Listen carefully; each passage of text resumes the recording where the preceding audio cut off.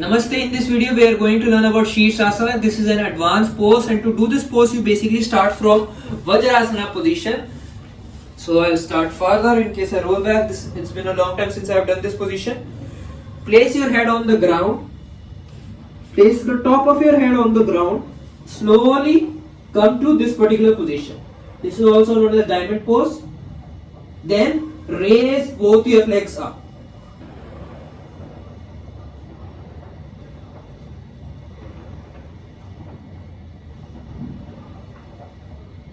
Stay there for 20 to 30 seconds.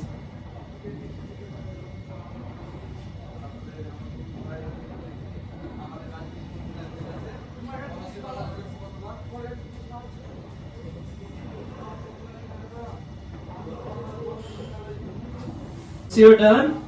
Slowly roll back and come back to Vajrasana position. So this is an advanced asana and you won't be necessarily doing this in one shot. So your best bet would be to start with this position.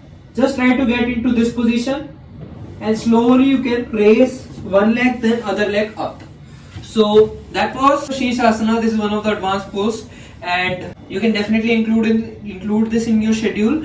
The benefits of this particular asana is that it improves the blood circulation to your head. If you're someone who is suffering from high blood pressure, low blood pressure, you can avoid this pose. If you're someone who is pregnant, you can avoid this particular pose. If this pose also activates the pituitary gland, it activates the Sahasrara chakra. If you're someone who is unable to connect with the universe, connect with God, whatever you call it, you can perform this particular asana and it will help you definitely give a higher purpose. So that's all for this video. I'll see you in the next video.